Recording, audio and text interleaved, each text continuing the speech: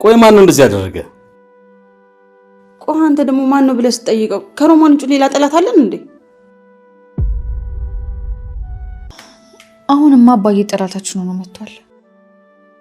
እባካችሁ ይህንን በግምት መፈረጅ ኩነን እንጂ ምንም አይነት ትርፍ የለውም። እና ላይኩን ዝም ብለን እንቀመጥ ነው የምትለው? እንደሱ እንዳላልኩኝ ሁላችሁ የምትረዱ ይመስለኛል። አምላኬ ሆይ ተቀበልከኝ እባክህ። ትሰሚኛለሽ? ከዚህ በኋላ ከዚህ ቤት ንግድቅ ማለት የለም። አንተ በጣም ለይቶልሃል። ጭራሽ ባሌ ማስደብደብ ሳያንስ እኔን ማግተል ታስቀምጠኝ ነው? አንቺ ምንም አላጠፋሽም ልጄ። እኔ ግን ያን ወመኔ በግድ ልታገቢ ያደረኩሽ። ተጠንቀቅ። ከዚህ በኋላ ባሌን ትናገረውና ይኸውልሽ መናገር አይደለም ገና ከዚህ በኋላ ብዙ ቅጣት ይጠብቀዋል። ካንተ ጋር ጨርሻለሁ። ምንም ጥያቄና መልስ የለም። አንተ ልጄን ያስደበደብከው እንዴት ተሰማ? ነው እኮ ያንተ ልጅ እኮ ነው። ትሰማኛለህ? በዘሬም እንደዚህ አይነት ባለጌ ልጅ የለኝም። ጠንቅቄ ባላቄ ቆጬ ነበር። ልክ ነህ። እሱ መተዋወቃችን እኮ ነው እንደዚህ ያናነቃል። እኔ ካንተ ጋር የማፍርበት ንግግር አልናገርም። የልጄ እንደምጠብቀው ከፈጣሪ እንዴ እያለቀሽ ነው እንዴ? እንዴት አላለቅስ ነው? በእኔ አባት የተነሳ እኮ ነው እንደዚህ ይሆንክ ያለው። በእርግጥ ነው መጥቻለሁ። እኔን ለማባበል ነው አይደል እንደዚህ የምትል? የምሬን ነው ነዋ። አባትሽ ልጅ ማንሳት አልነበረብኝም።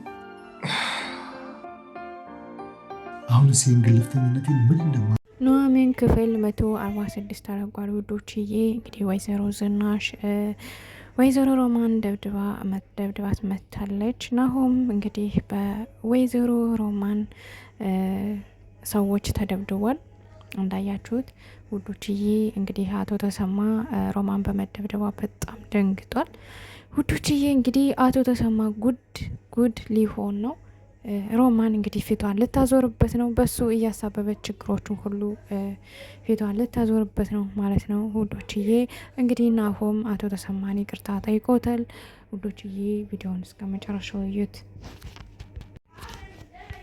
ሰላም ውድና የተከበራችሁ የቻናሌ ቤተሰቦች እንዴት ናችሁ? እኔ ያለው እግዚአብሔር ይመስገን ሰላም ነኝ። ሰላማችሁ በክርስቶስም ብዙ ይበልልኝ። ለቻናሌ አዲስ የሆናችሁ ሰብስክራይብ እንዲሁም ደግሞ ላይክ ሸር አድርጉልኝ። ሀሳብ አስተያየት ካላችሁ ደግሞ ኮሜንት አስቀምጡልኝ ውዶችዬ። እንግዲህ ባለፈው ክፍል እንዳየነው ናሆም ተደብድቦ ነበረ። የተደበደበውም እንግዲህ በወይዘሮ ሮማን ስላስፈራራት በሷ በተላኩት ሰዎች ነው ማለት ነው። ከተደበደበ በኋላ እንግዲህ ናሆም እንዳያችሁት እንደምን ብሎ ከቤት መጥቷል። ከቤት መጥቶ ግን ያው ቤተሰቦች እንትን እያሉት ነበረ፣ አይዞህ እያሉት እያስታመሙት ነበረ ማለት ነው። እንግዲህ ወይዘሮ ዝናሽ በጣም ስለተናደደች ሮማን እንደምታስደበድበው ስለምታውቅ ሮማን ልትደበድብ እንግዲህ ሬዲ ሁና እየጠበቀች ነበረ ማለት ነው ወዶችዬ። እንግዲህ ናሆም ሄዶ አቶ ተሰማ የደበደቡት መስሎት ነበርና ሄዶ ይቅርታ ጠይቆታል። እንግዲህ አቶ ተሰማን ኑሐሚን እንግዲህ ከአባቷ ቤት በመሄድ ባልን ያስደበደብከው ለምንድን ነው በማለት እንግዲህ ጮሃበታለች። ከዛም እንግዲህ ሮማንም ከዛው አግኝታታለች ከሱ ጋር ማለት ነው።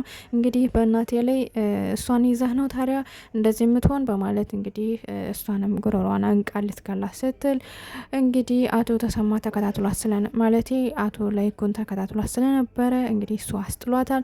ከዛም እንግዲህ አቶ ተሰማንም የራስ ጉዳይ ምንም አባቴም አይደለህ ምንም አይደለህ የራስ ጉዳይ በማለት እንግዲህ ኑሐሚን ከአማቷ ጋር ተመልሳለች። እንግዲህ አባቷም ልጅን አትውሰድብኝ ቢለውም ከአሁን በኋላ ልጅ ግን አጨብጭበህ ድረህልኛል፣ የልጅ ሚስት ናት፣ ስለዚህ ልጅን አልሰጥህ በማለት እንግዲህ የኑሐሚን እጅ በመያዝ እንግዲህ እየሮጠ ይዟት ሄዷል ማለት ነው አቶ ተሰማ።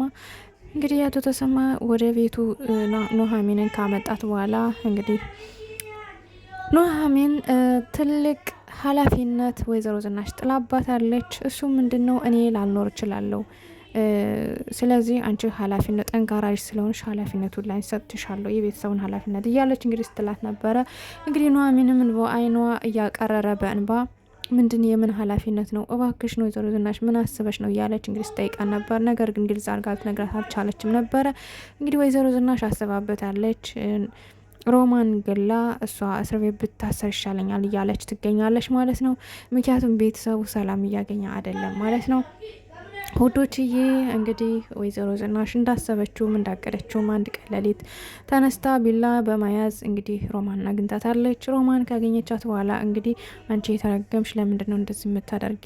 ልጅንም አስደበደብሽው፣ ብዙ ነገር አደረግሽ በማለት እንግዲህ እሷን የሆነ ነገር ግንባሯን ስትመታትና ስትወድቅ ደም በደም ሆናለች ማለት ነው። እሷም እንግዲህ ገደልኳት ወይኔ ጉዴ በማለት እንግዲህ ደንግጣ ወደ ቤቷ ተመልሳለች ማለት ነው። እጇ ደም እየተለቀለቀ ተመልሳለች ወደ ቤት።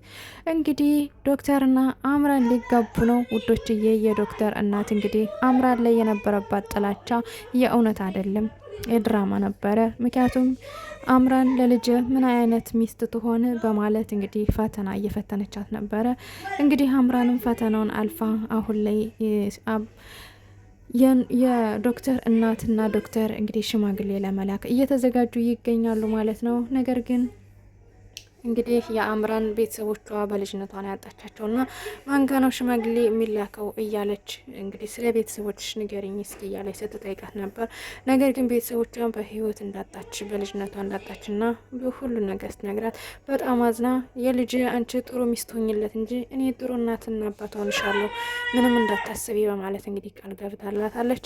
እንግዲህ ዶክተርም የእውነት ግን ትወዳታለህ ወይ በማለት መጀመሪያ እሷንም እሱንም ጠይቃቸዋለች የዶክተር እናት። እንግዲህ እሷም በጣም እንደምትወደውና ጥሩ አይነት እንክብካቤ እንዳየችበት ጥሩ ሰውም እንደሆነ ነግራታለች ማለት ነው። በዛውም ዶክተርም እንደዚሁ በጣም ምርጥ ልጅ ናት።